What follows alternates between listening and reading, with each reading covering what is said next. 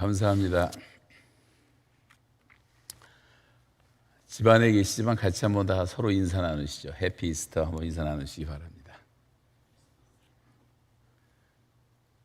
어느 분이 저한테 재밌는 영상 하나 보내주셨는데, 여기 영상이 비쳤나요? 지금 계란들도 마스크를 쓰고 인사하고 있는 장면입니다.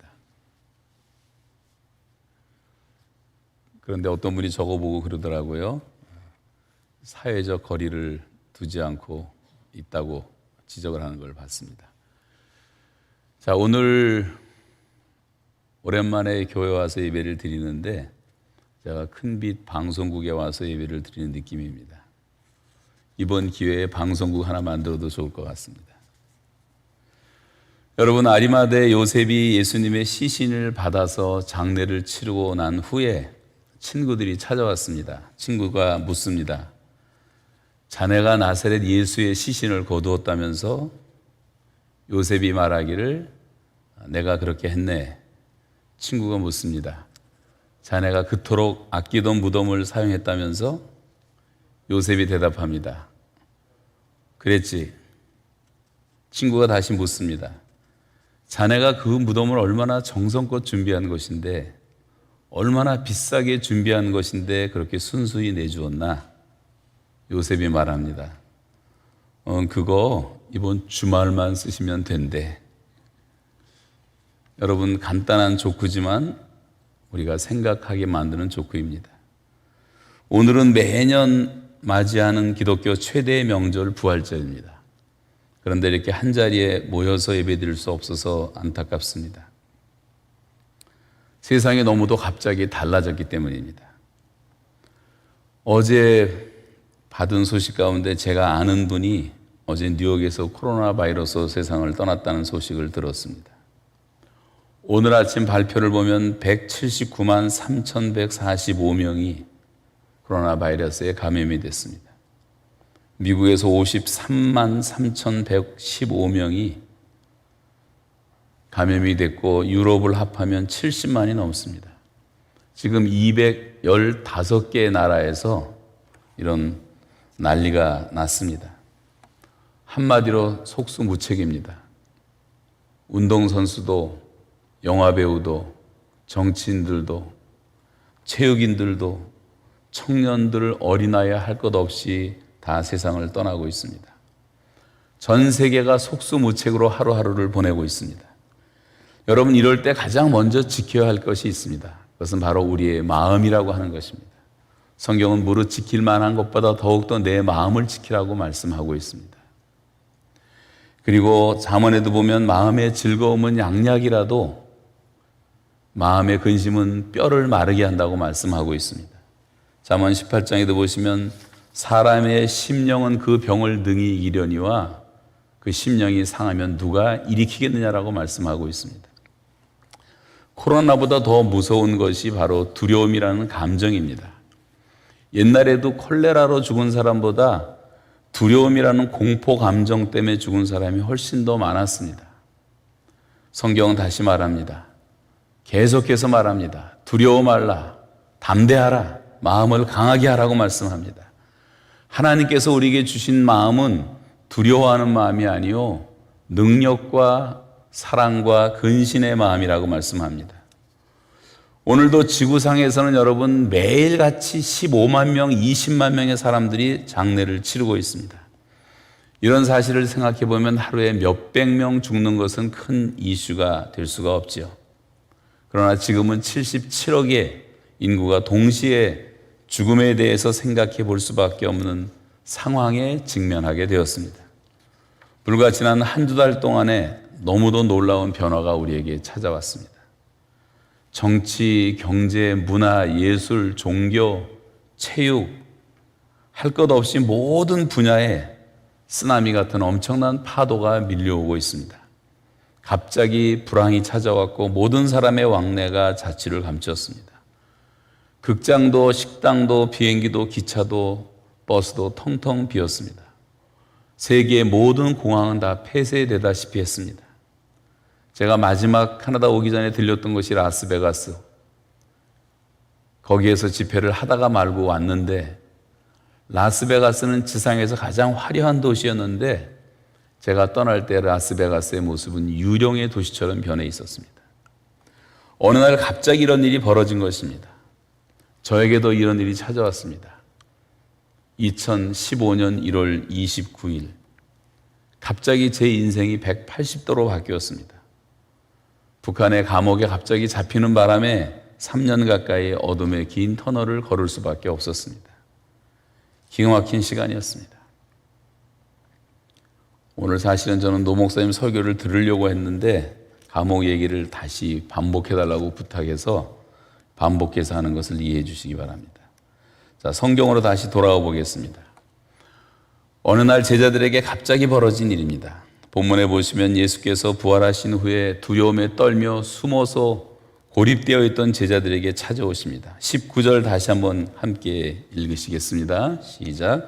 이날 곧 안식 후 첫날 저녁 때에 제자들이 유대인들을 두려워하여 모인 곳에 문들을 닫았더니 예수께서 오사 가운데 서서 이르시되 너희에게 평강이 있을지로다.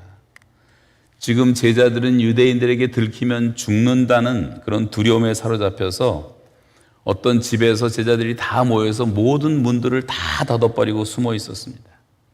이것도 일종의 자가격리 또는 고립이라고 할 수 있겠죠. 이때 부활하신 주님이 찾아오십니다. 그리고 주님은 고립에서 해방될 수 있는 선물을 주십니다. 저와 여러분에게도 이 선물을 주셨습니다. 오늘 그것을 다시 한번 이 아침에 확인할 수 있기를 바랍니다. 첫 번째 주신 선물은 뭐냐? 평강이라는 선물을 주셨습니다. 두려움 속에 떨고 있던 제자들에게 주님은 평강이라는 선물을 먼저 주십니다. 지금 제자들에게 가장 필요했던 것은 마음의 평강이었습니다. 21절에서도 다시 말씀하십니다. 예수께서 또 이르시되 너희에게 평강이 있을지어다. 아무리 고립되어 있다고 해도 마음의 평강이 있으면 웬만한 거 다 감당할 수가 있습니다. 지금 이들은 문을 다 닫고 숨어 있습니다. 문들을 다 닫았다고 했습니다. 저는 북한에 있을 때 제일 먼저 구치소에 갇혔고 두 번째 감옥에 갇혀 있었습니다. 그러나 구치소나 감옥이나 특징이 있었는데 그것은 뭐냐면 작은 방에 저를 가둬놓고 문은 항상 바깥에서 잠그는 것이었습니다. 밤 10시만 되면 간수가 나타나서 문을 닫고 바깥에서 잠궈버리고 아침에 다시 와서 열어줍니다. 이런 것이 사람을 얼마나 불안케 하는지 모릅니다. 2017년 겨울에 자다가 석탄가스 마시고 거의 의식을 잃었던 적이 있었습니다. 만약 그때 간수들이 24시간 감시하지 않았다면 거기서 저는 세상을 떠났을 것입니다. 왜냐하면 안에서는 문을 열 수가 없었기 때문입니다. 2017년 1월 8일로 기억합니다. 북한의 김정은 생일이었습니다. 간수가 오더니 위대한 장군님의 신년사를 알고 있느냐고 물었습니다. 제가 모른다고 했더니 노동신문 한 장을 2명의 간수가 두 손으로 모시고 제 방에 왔습니다. 신문 한 장을 모시고 왔습니다. 제가 그 신문을 보고 한 손으로 받았더니 그 순간에 제 손을 내리치면서 아주 무섭게 소리를 질렀습니다. 불경하다는 것입니다. 갑자기 두려움이 느껴져서 조금 보다가 돌려준 적이 있습니다만 여러분 이 두려움이라는 감정 이것이 심각한 것입니다. 자기들만 말을 안 들으면 더 심한 고문과 악형을 주겠다고 여러 차례 공갈 협박도 했습니다. 거짓 증인들을 2명씩이나 법정에 세워서 살벌한 분위기를 만들었습니다. 국정원에서 돈 받은 적이 없느냐, CIA에서 돈 받은 적이 없느냐, 무슨 돈으로 네가 그렇게 오랫동안 이런 일을 했냐, 다 자백하라고 소리 지릅니다. 또 원고를 자기들이 100% 써갖고 기자회견에서 각본대로 암송하라고 협박을 하고 회유를 하기도 합니다. 그러다가 갑자기 재판을 열더니 저에게 사형 선고를 내렸습니다. 여러분 그 무시무시한 법정에서 수갑을 차고 앉아서 사형 선고를 내릴 때 그 현실이 저는 솔직히 믿어지지 않았습니다. 그리고 두려움이 밀려왔습니다. 그리고 다시 종신노동 교화 명령을 내린 후에 나오라고 하더니 갑자기 눈을 가리더니 1시간 이상 차에 태워서 어느 산골짜기로 들어갔습니다. 노동교화소였습니다. 그리고 눈을 가렸던 것을 풀어줬습니다. 그리고 제가 두리번거리는 저를 보면서 뒤에서 누가 제 등을 한 손으로 치면서 소리를 질렀습니다. 머리 숙여. 이제부터 여기서 머리를 들지 말라. 공포의 감옥 생활이 시작되었습니다. 그런데 감옥에서의 첫날 밤 제가 잠자기 전에 잠시 예수님을 묵상하는데 주님의 심판 장면이 떠올랐습니다. 예수님의 그렇게 모순되고 억울한 재판과 참혹한 십자가를 묵상하는 순간 나를 불안케 하고 나를 누르고 있었던 두렵고 무서운 감정이 사라지면서 마음에 갑자기 평안이 찾아왔습니다. 그리고 저는 금방 잠이 들 수가 있었습니다. 전에 말씀드렸던 얘기입니다만 그리고 두꺼비 꿈을 꾸었습니다. 시간이 없어 꿈 얘기는 하지 않겠습니다만 그리고 새벽에 깨어났는데 하나님께서는 다시 평안한 마음을 주셨고 큰 시계의 톱니바퀴가 2개가 돌아가는 소리를 들려주시면서 이 디바인 스케줄이 시작되었다.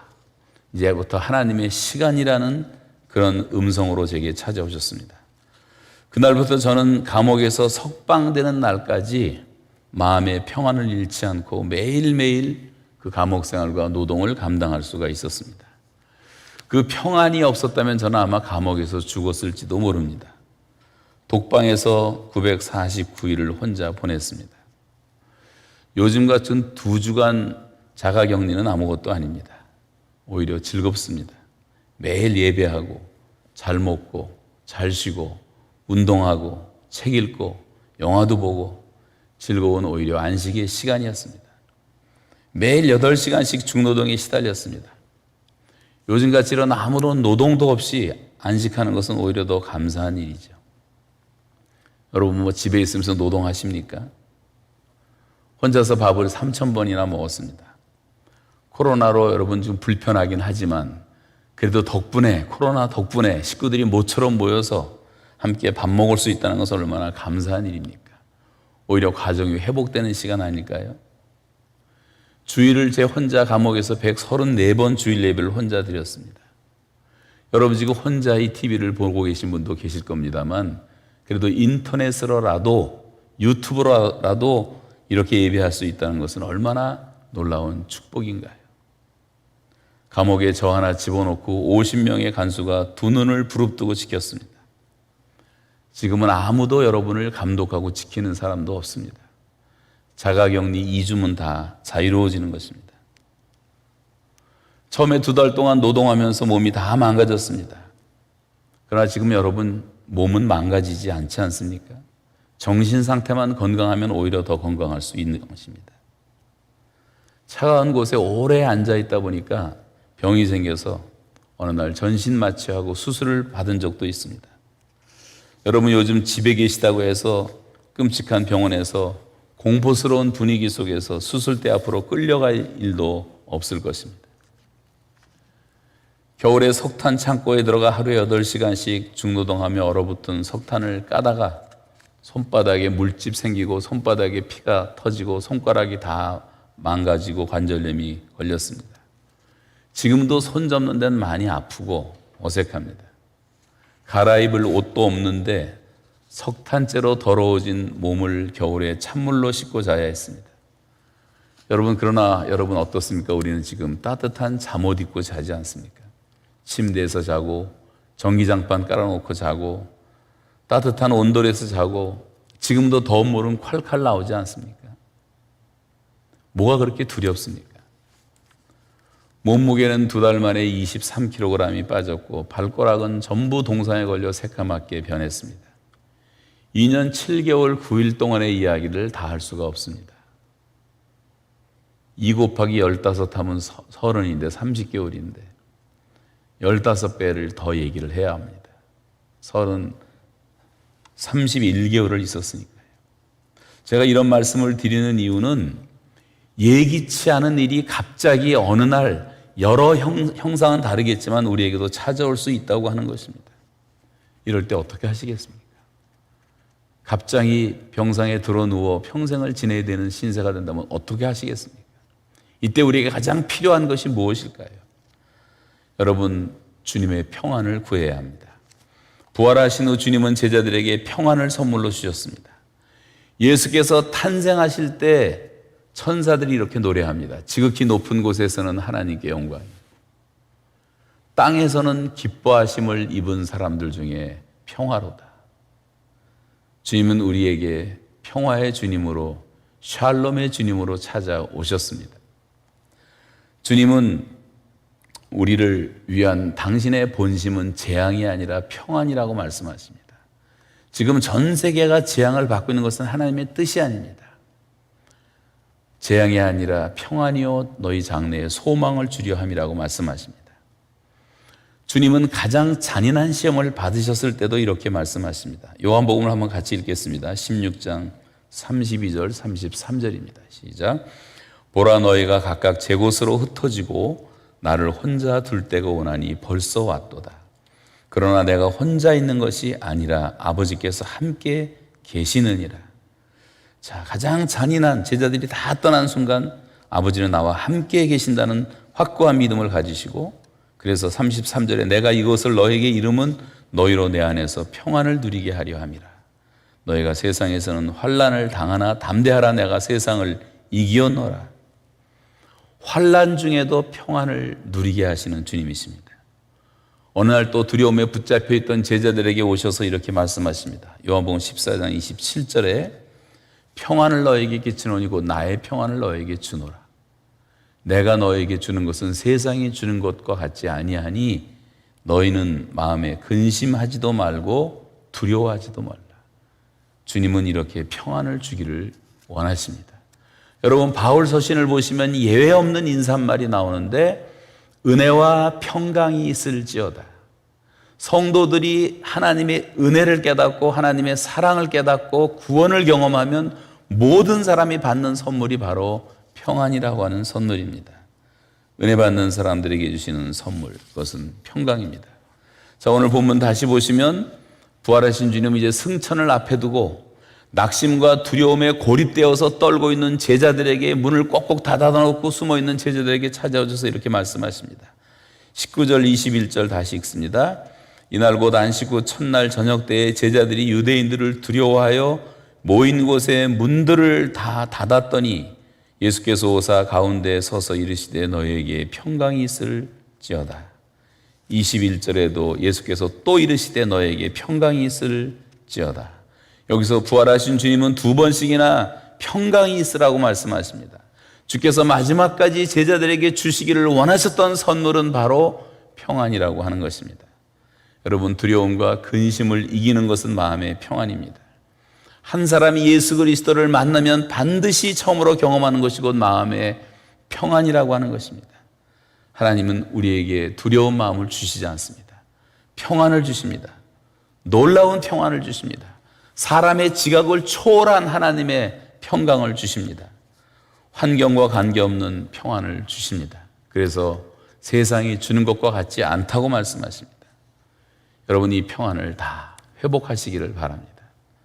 내 평생에 가는 길 순탄하여 늘 잔잔한 강 같든지 큰 풍파로 무섭고 어렵든지 나의 영혼은 늘 편하다. 평안해, 평안해. 내 영혼 평안해. 코로나19이 위협하든지 아무리 두려운 상황이 찾아온다고 해도 우리가 담대할 수 있는 것은 우리의 마음이 평안하기 때문입니다. 시편 91편 5절부터 7절 한번 읽겠습니다. 시작. 너는 밤에 찾아오는 공포와 낮에 날아드는 화살과 어두울 때 퍼지는 전염병과 밝을 때 닥쳐오는 재앙을 두려워하지 아니하리로다. 1000명이 내 왼편에서 10,000명이 내 오른쪽에서 엎드러지나 이 재앙이 내게 가까이 하지 못하리로다. 여러분, 코로나19보다 더 위협적인 전염병이 찾아온다 할지라도 두려워할 것이 없습니다. 피난처이신 하나님께 피하는 자는 하늘로부터 내려오는 평안으로 우리를 지켜주시고 아무런 장애물이 없게 만들어주시겠다고 약속하셨습니다. 부활하신 주님은 저와 여러분에게도 이 평안을 주셨습니다. 여러분, 이 평안으로 이 환난을 잘 극복하시기를 바랍니다. 평안의 선물을 모두가 다 회복하시는 부활절 아침이 되시기를 주님의 이름으로 축복합니다. 두 번째 주신 선물은 뭐냐면 미션입니다. 미션을 주노라. 사명을 주셨어요. 미션은 다른 말로 사명이라는 말인데, 미셔널이라는 말은 사명을 갖고 있는 선교사를 말하는 것입니다. 자, 주님은 평안을 주셨는데 이 평안은 그냥 놀고 먹으라는 무의도식의 평안을 말하는 것이 아닙니다. 아버지께서 나를 보냄같이 나도 너희를 보내노라. 여러분, 사람은 미션이 없으면 다 방황하게 되어 있습니다. 이제 우리가 사는 것은 각 사람에게 맡겨주신 사명을 깨닫고 그 부르심에 합당한 삶을 살아야 되는 것입니다. 그 부르심에 합당한 우리의 사명은 형태는 다르지만 그 어떤 것이든지 그 사명은 선한 것이어야 하고, 먹든지 마시든지 무엇을 하든지 다 사람들에게 유익이 되고 하나님께 영광 돌리는 것이어야 되고, 하나님의 성품과 하나님의 뜻에 어긋나지 않아야 하고, 하나님의 성령의 인도를 받아야 하는 것입니다. 21절 다시 한번 보겠습니다. 예수께서 또 이르시되 너에게 평강이 있을지어다. 아버지께서 나를 보내신 것 같이 나도 너희를 보내노라.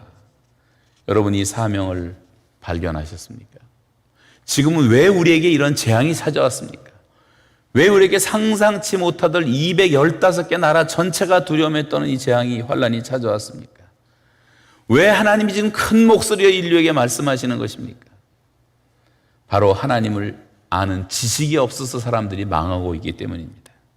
사람들은 하나님의 사랑과 은혜를 잘 모르고 있습니다.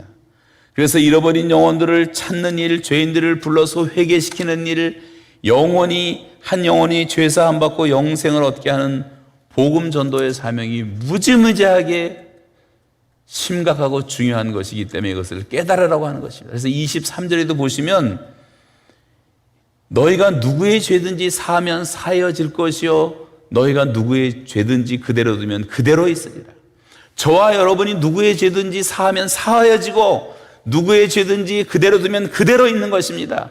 복음을 전하지 않으면, 복음을 듣지 못하면, 복음을 믿지 못하면 모든 사람은 죄 가운데 살 수밖에 없기 때문에 이 사명을 주셨는데 우리가 이 사명을 감당 안 하기 때문에 정신 차리라고 이런 재앙이 온 것이 아니겠습니까? 요즘 교회들이 갑자기 모이지 못하고 있습니다. 마치 공산국가의 지하교회처럼 되어버렸습니다. 여러분, 모이는 것도 중요하지만 이 흩어지는 사역은 더 중요한 것을 알아야 됩니다. 주님은 오라고도 하시지만 가라고 명령하십니다. 만민에게 가라, 땅끝에게 가라, 모든 민족에게 찾아가라, 예루살렘부터 땅끝까지 가라. 너희는 세상의 빛이다, 소금이다. 여러분, 우리의 사역의 현장은 교회가 아니고 세상이라는 것을 가르쳐주는 것입니다. 지금 교회 못 오고 있으면서 내가 세상에서 소금 노릇, 빛 노릇 감당하고 있는가? 이웃에 찾아가서 복음 전하고 있는가? 생각해 보시기를 바랍니다. 우리가 다니는 학교와 직장, 이런 것은 다 우리의 사역의 장이 되어야 하는 것입니다. 저는 텅 빈 허무한 예배당을 바라보면서 지금 설교하고 있습니다. 우리는 한국 교회의 거품을 다시 보게 됩니다. 사람 머릿수만 많아지면 부흥이라고 생각했던 어리석음을 깨닫습니다. 신천지 같은 이 엉터리 이단 안에 사람들이 가득한 모습을 보여줍니다. 신천지 성경 공부 졸업식장에 10만 명이 모입니다. 이런 것은 이단들도 할 수가 있는 것입니다. 교회 지도자들이 기도하지 않고 졸며 자는 사이에 사탄이 가라지를 뿌려 미혹에 걸려서 수많은 영혼들이 이단에 빠져버렸습니다. 예배당 건물 자랑할 때 숫자 자랑하고 그런 거 늘어놓으면서 교회 성장을 외적인 화려함에 두는 사이에 우리 교회에 있었던 어린아이들과 청소년들과 청년들과 대학생들이 대이동을 하고 말았습니다. 지도자들의 상업화된 이런 멘탈리티, 이런 사고방식을 회개해야 됩니다. 교회 중직자들의 세속적인 가치관 때문입니다.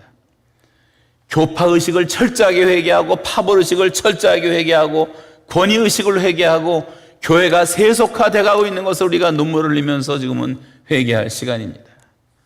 이런 교단과 교파의 장벽이 무너져야지 하나님이 통일도 주시지 않겠습니까? 각 사람의 사명은 다르지만 모든 사람들의 사명은 이 한 가지에 초점을 맞춰줘야 합니다.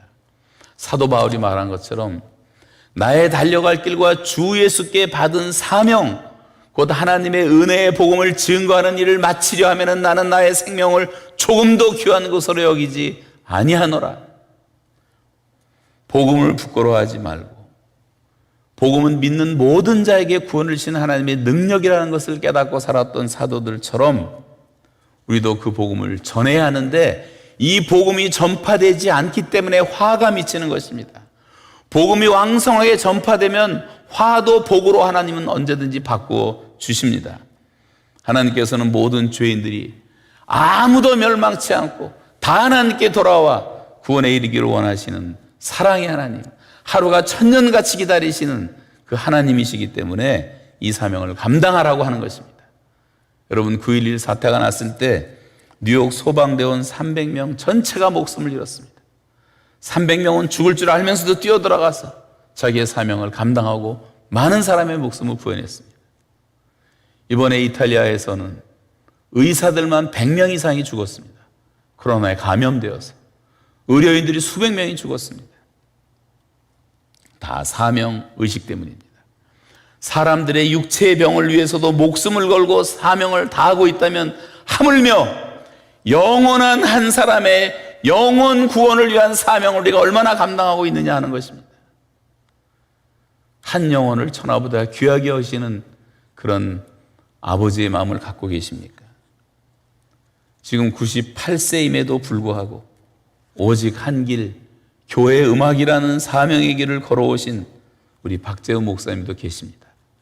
이렇게 사명의 길을 끝까지 걸으라고 하는 것입니다. 자, 요즘 꼼짝 못하고 집안에 갇혀 있으면서 여러분도 그렇겠지만 저도 너무 그동안 분주했다는 사실을 깨닫게 됩니다. 이 시간 우리가 삶의 우선순위를 다시 정리해 볼 시간입니다. 그동안 우리는 너무나 시간을 많이 낭비하며 살지 않았습니까? 갈 때 안 갈 때 가리지 않았습니다. 해야 할 것과 하지 말아야 될 것을 가려야 됩니다. 최선과 차선을 구별할 줄 알아야 됩니다. 여러분, 모든 것들을 주님이 주신 이 사명에 맞춰 살아라고 하는 것입니다. 북한의 산골짜기 감옥에 혼자 감금되어 있으면서 아무것도 내 마음대로 할 수가 없었습니다. 병원에 갇혀있던 2달간은 한 발자국도 움직일 수 없는 폐쇄 공간이었습니다. 완전한 고립이었습니다. 그래서 저는 너무도 분주히 돌아다녔던 삶을 뒤돌아보게 되었습니다. 하나님의 일을 한다고 온 세상을 돌아다녔지만 너무 분주하게 살았던 제 삶을 회개했습니다. 우리들도 오늘 너무 분주하지 않습니까? 너무 많이 먹고, 너무 많이 마시고, 너무 많이 사고 팔고, 시집가고 장가가고, 세계 돌아다니면서 여행하고, 집 짓고 하느라고 너무 분주하지 않았습니까? 그러는 사이 우리는 배고프고 굶주리고 외롭고 갇히고 병든 자들에게 무관심하지 않았나요? 인생 혼자 즐기느라 요즘 젊은이들은 결혼도 안 합니다. 아이도 안 낳습니다. 시간 나면 온 세상 구석구석 다 돌아다닙니다. 심지어 나쁜 짓도 많이 해서 책임지지 못한 아이들도 세계에서 다 낳게 하고, 얼굴도 모르는 한국 아버지들을 기다리고 있는 슬픈 외국 여자들과 어린아이들의 얼굴을 여러분 보셨습니까? 미국에 입양된 우리나라의 사생아들만 20만 명이 넘었습니다. 이제부터라도 이런 나쁜 짓들은 그만하라고 하는 것입니다. 믿는 사람들은 이런 절대 세속에 물들어서는 안 되는 것입니다. 사명을 잃어버리기 때문에 우리가 다 방황하고 있는 것입니다. 주님이 이제 말씀하십니다. 내게로 오라. 나와 함께 같이 살자. 내 음성을 좀 들어라. 나와 함께 좀 동행하자. 내 손을 좀 잡아라. 너무 분주하게 살지 말아라. 제가 노동하면서 가장 많이 불렀던 찬송, 나는 나 친구 되신 하나님과 푸른 초장 한없이 거니네. 손을 잡고 기쁨을 누리면서 단둘이서 한없이 거니네. 이 찬송을 얼마나 많이 불렀는지 모릅니다. 감옥에 있었어도 주님과 함께함이 축복이었습니다. 여호와는 나의 목자시니, 시편 23편은 마지막에 그러면서 내가 여호와의 집에 영원히 살리로다. 하나님과 함께 있는 것이 복인 줄로 믿으시기 바랍니다. 베드로는 말합니다. 너희가 음란과 정욕과 술 취함과 방탕과 향락과 무법한 우상 숭배를 하여 이방인의 뜻을 따라 살아갔던 것이 지나간 때로 족하지 않느냐. 더 이상 그렇게 방황하지 말라고 하는 것입니다. 돼지가 다시 시궁창에 눕는 것처럼, 토한 것을 다시 주워먹는 개처럼 살지 말라는 것입니다. 지금 인류는 아무 데도 다니지를 못합니다. 비행기도 다 중단됐습니다. 여행할 수도 없습니다. 돈이 있어도 비행기를 탈 수가 없습니다. KTX도 텅텅 비어 있었어요. 시외버스도 텅텅 비어 있었어요. 이제 우리가 다시 깨달아야 합니다. 여러분, 크리스찬들이 사명을 다시 깨닫는 시간이에요. 나는 무엇을 위해서 살고 있는지. 사명대로 주님은 일한 대로 갚아주겠다고 말씀하십니다. 우리가 천국에서 받을 수 있는 상은 그 사명을 감당한 만큼 받는 줄로 믿습니다. 지금 200개 이상 나라가 한국인 금지를 시키고 있어요. 어떤 나라는 강제금리, 어떤 나라는 입국 금지, 왕따, 노코리아, 50억 인구가 반대하고 있어요. 한국 사람들이 갑자기 죄인 취급을 받았습니다. 코로나가 처음 시작할 때. 여러분, 한국 사람 남 무시하는데 일가견이 있습니다. 흑인들을 너무 무시하고, 가난한 나라 사람들 무시하고, 없는 사람 무시하고, 헌차 타는 사람 무시하고, 새빵 사는 사람 무시하고, 장애인들 무시하고, 외국인 노동자들 무시하고, 식당에서 일하는 간병인으로 일하는 조선족들 무시하고, 탈북자들 무시하고, 이런 어떤 신종 쌍놈 양반이라고 하는 그런 사회의식이 사회를 지배하기 시작했어요. 만몬이 우상이 되었어요. 한국 사회는. 돈 때문에 살아갑니다. 그래서 일만 악이 생겨난 것입니다. 그렇게 사람 무시하더니 지금은 전 세계 200개 나라가 한국 사람 오지 말라고 입국 금지를 시키고 있습니다. 동남아 국가들, 중동 국가들, 아프리카 사람들까지 한국 사람들을 무시하고 강제 격리를 시키고 있습니다. 이것은 그동안 한국인들이 철저하게 가난한 나라 사람들을 무시해온 것에 대한 정확한 인과응보같이 느껴집니다. 캐나다에서도 한국 사람이 된 테러가 여러 번 있었어요. 제가 4월 1일자 한국일보, 캐나다 한국일보 봤더니 그 테러가 3개나 신문에 났습니다. 뉴욕에서도 어제 뉴스 보니까 하루에 100건이 넘는 테러가 생겨나고 있어요. 아시아 사람 보면, 한국 사람 보면 테러를 행합니다. 길에 다닐 수가 없어요. 여러분, 성경은 말합니다. 고아와 과부와 나그네를 잘 대접하라. 외국인 노동자들을 무시하지 말아야 됩니다. 우리가 그렇게 힘든 선교 지역에 갈 수도 없는데 많은 돈을 들여서 가야 되는데 자기 발로 찾아온 수백만의 외국인들을 귀중히 여기고 그분들에게 사랑의 복음을 전하고 구제하는 일에 힘썼다면 하나님이 얼마나 기뻐하셨겠어요. 사명은 대단한 것이 아닙니다. 지극히 작은 소자 하나에게 한 것이고 내게 한 것이라고 말씀하신 것을 잊지 말아야 됩니다. 그리고 이제 이 사명감을 가지고 다시 가야 합니다. 아버지께서 나를 보내신 것 같이 나도 너희를 보내노라. 여러분, 방에 앉아서, 세상 한복판에 앉아서 다시 한번 생각해 보십시오. 이제는 가셔야 됩니다. 주님이 나를 보내신다는 사명감을 다시 깨우치고 일어나 가서 복음 전하고 하나님 나라 위해서 사시기를 주님의 이름으로 축복합니다. 마지막 3번째는 성령을 받으라고 말씀하십니다. 여러분, 하나님께서 우리에게 주시기를 가장 기뻐하시는 선물은 바로 성령을 주시는 것입니다. 구하라, 찾으라, 두드리라. 구하라, 주실 것이 하시면서 성령을 왜 주시지 않겠느냐라고 말씀하십니다. 부활하신 주님 오늘 말씀하십니다. 이 말씀을 하시고 그들을 향하사 숨을 내쉬며 이르시되 성령을 받으라. 숨을 내쉽니다. 제자들을 한가운데 서서 성령을 받으라. 여러분, 하나님께서 사람을 지으시고 사람들의 육체에 숨을 불어 넣으셨더니 생명이 되었다고 말씀하십니다. 성령 받고 살아가는 것이 정상적인 사람들의 모습입니다. 주님은 떠나시면서 약속하신 성령을 기다리라고 말씀하셨어요. 성령을 받아야지만 우리는 하나님과의 교통이 가능하고 하나님과 사귀며 우리가 살 수가 있게 되었던 것입니다. 성령 없이 살던 자연인들이 어떻게 하면 성령 충만을 받을 수가 있을까요? 사도행전 2장 28절 한번 38절 같이 읽겠습니다. 시작. 베드로가 이르되 너희가 회개하여 각각 예수 그리스도의 이름으로 세례를 받고 죄 사함을 받으라. 그리하면 성령의 선물을 받으리라.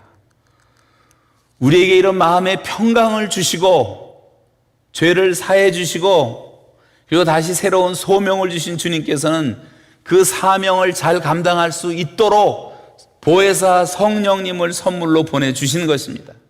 그래서 사도행전이라는 교회 역사가 시작된 것입니다. 사도행전에 보면 순종하는 자들에게 주께서는 계속해서 성령을 부어주십니다.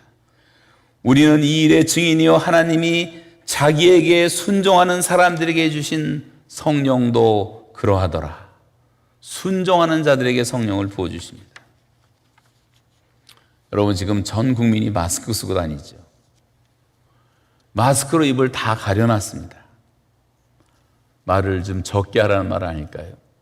너무 많은 거짓 뉴스를 퍼나르고 너무 무책임한 말을 많이 하고 너무 욕설을 많이 하고 기도하기보다 위로하기보다 남을 더 비난하는 것을 더 좋아하지 않았나요?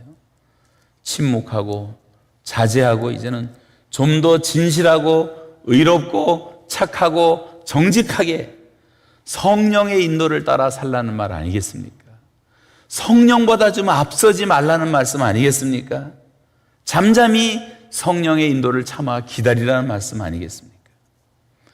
요즘 코로나 그 병균이란 병균의 급속한 전파를 보면서 우리는 눈에 보이지도 않는 바이러스의 위력에 놀라고 있습니다. 초대교회의 성도들의 영향력을 말하면서 성경은 연병처럼 번져갔다고 말해요. 장질부사처럼 확 복음이 번져갔습니다. 복음이 이렇게 무섭게 번질 수 있었던 것이 뭡니까? 성령의 역사였습니다. 성령의 능력이었습니다. 이 성령의 능력을 정말 사모하십니까? 저는 949일 동안 살았던 폐쇄 공간에서 해방된 것이 마치 죽음에서 해방된 것 같습니다. 요즘은 자유를 마음껏 누리고 마음껏 복음을 전하고 있습니다.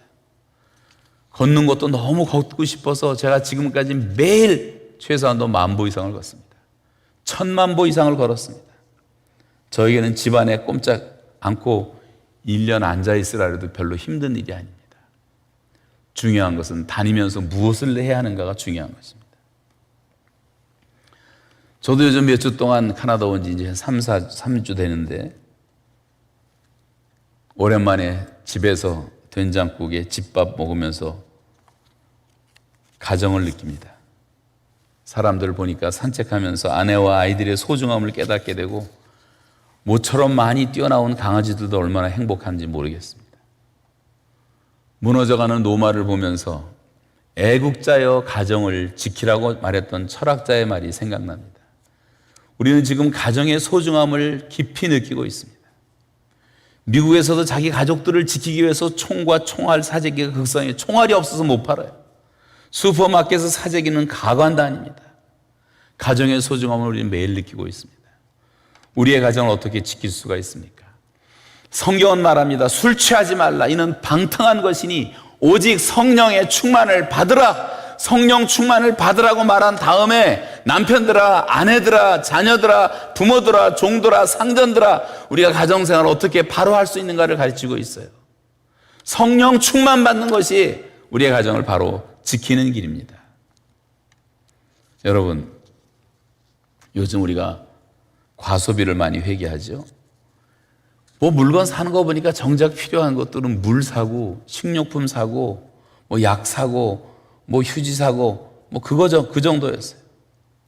너무 우리가 불필요한 것들을 많이 사지 않았나요? 여러분 집안에 썩고 있는 것들, 곰팡이 생기고 있는 것들, 전혀 한 번도 쓰지 않은 물건들, 한 번도 입지 않은 옷들, 한 번도 신지 않은 신발들 전부 내다가 가난한 사람에게 나눠줘야 되지 않겠습니까?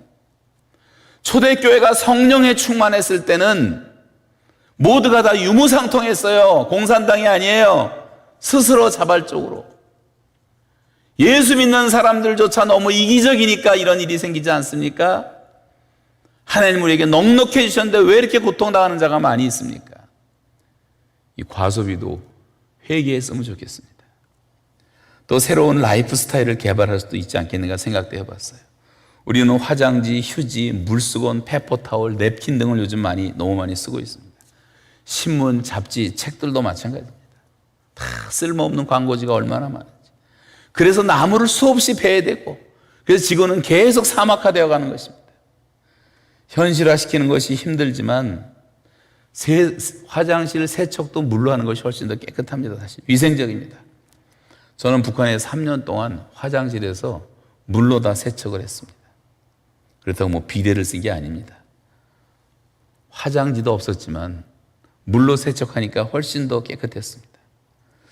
이렇게 새로운 라이프 스타일도 개발할 수 있지 않겠는가. 손으로 하기 힘들면 비데도 있잖아요. 여러분, 성령 충만한 삶은 우리의 라이프 스타일도 변화시키는 것입니다. 코로나로 인해서 지금 공장도 섣버리고 비행기도 섣버리고 자동차도 쓰니까 지구가 다 건강해지기 시작합니다. 코로나가 지구 살리는 법을 가르치고 주고 있습니다. 그동안 인간들의 탐욕으로 인해서 얼마나 지구가 몸살을 앓았습니까? 성경은 말합니다. 성령의 욕구가 우리 속에서 강렬하게 일어나야지 육체의 소욕을 이길 수가 있다고 말합니다. 왜 이런 육체의 소욕 때문에 우리가 잠깐만 넘어집니까? 성령 충만 받지 못해서 아니겠습니까? 저는 신천지를 보면서도 많이 깨닫습니다. 신천지 같은 어처구니 없는 사이비 집단들 같은 것들이 수많은 젊은이들을 저렇게 바보로 만들어 놓고 있는 줄도 몰랐습니다. 적어도 200만의 영혼들이 저런 사이비 집단의 도둑질을 당했습니다. 이것은 그만큼 우리 사회가 영적인 무관심, 도덕적인 해이, 정치적인 타락, 육체만 생각하는 물질적인 가치관, 성적 부패로 인한 사회적인 혼란이 있다는 증거입니다. 다시 말하면 교회마저 세속화돼서 빛을 발하지 못하는 이유는 성령 충만의 생기를 잃어버렸기 때문입니다. 성령을 받으라고 말합니다. 이 거짓 영들을 어떻게 이기겠으며 거짓 선지자들과 적그리스도 영들을 어떻게 대적할 수가 있습니까? 이것은 우리가 성령의 능력으로 강해지는 길밖에는 없는 것입니다. 그렇게 큰 소리 치던 미국도 유럽도 호주도 캐나다도 왜 이렇게 큰 어려움을 당합니까? 하나님의 창조 질서를 파괴하는 동성애자들을 위한 대축제의 모든 계획을 하나님이 다 심판하셨어요. 이런 더러운 짓들을 그만해야 할 것입니다. 중국과 이란과 이탈리아, 스페인, 한국 이런 나라들이 제일 먼저 매를 맞았습니다. 이것을 보면서 저는 공산당을 치시는 하나님의 손길을 보게 되었습니다. 이 중국과 가까운 나라들, 중국에 푹 빠져 있는 나라들, 여러분 지구상에서 사라져야 될 것이 바로 이 공산당 무신론 사상이에요. 백해무익한 것입니다. 말세를 말하면서 다니엘서 12장 4절과 누가복음 21장 11절을 연결해 보면 이 코로나19 바이러스가 급속하게 확산되는 이유를 알 수가 있습니다. 말세에는 교통이 빨라지고 말세에는 전염병이 돌 것이라고 주님이 예언하신 말씀이 딱 맞는 겁니다. 그래서 이 돌아다니는 비행기들 때문에 순식간에 온 세계에 215개의 나라에 다 이것이 급증한 것입니다. 여러분, 성령께서 지금 종말했다라고 말씀하십니다. 마지막으로 인간의 죽음 생각하고 마치겠습니다. 코로나 바이러스의 입자는 고해상 전자현미경으로 볼 수 있는, 사람의 눈으로는 절대 안 보이는 80에서 100 나노미터, 1cm의 1000만 분의 1이에요. 그런데 지금 지구는 보이지도 않는 이 바이러스가 지배를 하고 있습니다. 사람들은 다 숨주고 숨어 있고 바이러스만 혼자 살아서 죽음의 사자가 되어 자유롭게 활개치고 있습니다. 기가 막힌 노릇 아닙니까? 여러분, 보이지 않는 성령의 능력을 코로나 바이러스보다 더 안 믿고 있지 않습니까? 그 성령의 능력을 힘입어야 하는데 눈에 보이진 않지만 지금 내 안에 계시고 살아계시는 그 성령님을 의지하고 그 능력을 받아 살아야 되는데 우리 그렇지 못하고 있다는 것을 회개해야 되지 않겠습니까? 사람은 죽음 앞에서는 정말 무력한 존재입니다. 죽음이 되게 가까이 오면 상황은 완전히 달라집니다. 이탈리아에서, 중국에서, 미국에서 몇 명이 죽었다고 말하는 죽음은 별것 아닌 것처럼 느껴지지만 그 죽음이 내 가정에 찾아오고 나에게 찾아오면 이것은 하늘이 무너지는 것처럼 무서운 사건이 됩니다. 죽음은 동양인이나 서양인이나 흑인이나 백인이나 모두에게 다 슬픈 것이고 여전히 무섭고 어둡고 차갑고 이질적이고 너무도 비자연스러운 것입니다.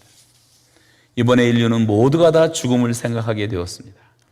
우리는 엄밀히 말하면 지금 살고 있는 것이 아니라 죽고 있는 것입니다. 죽음은 모든 인류가 다 정해져 있어요. 그 길로 가고 있는 것입니다. 여러분, 오늘은 부활주일입니다. 예수께서는 이 사망의 권세를 깨치시고 부활하셨습니다. 그러므로 이제 예수 그리스도 안에 있는 자에게는 결코 정죄함이 없습니다. 생명의 성령의 생명의 법이 죄와 사망의 법에서 우리를 해방하셨기 때문입니다. 이 성령의 법으로 살라고 말씀하고 계시는 것입니다. 이제 우리는 사망에서 생명으로 옮겼습니다. 어둠에서 빛으로 옮겼습니다. 폐쇄된 공간에서 자유로 해방을 얻었습니다. 이 부활하신 주님은 낙심한 제자들에게 다시 찾아오셔서 선물을 주십니다. 평안할지어다. 평강의 복을 주십니다. 나도 너희를 이제 보내노라. 우리가 이제 다시 어떻게 살아야 될 사명을 주십니다. 그리고 그 사명을 감당할 수 있도록 성령을 받으라. 성령을 보내주십니다. 이 주님의 평안과 주님이 주신 이 사명과 성령의 능력을 회복하시고 다시 믿음으로 기쁨으로 이 부활주의를 맞이하시기를 바랍니다. 여러분, 십자가의 사랑을 믿으십니까? 느껴지지 않습니다. 느낌으로 우리가 하나님의 사랑을 이해할 수가 없어요. 너무 큰 사랑, 너무 무한대한 사랑이기 때문에, 나의 작은 죄악에 비하면 하나님의 사랑은 너무 무한대하게 하기 때문에 우리가 믿기만 하면 구원을 받는 것입니다. 부활의 능력을 믿습니까? 성령의 충만을 사모하십니까?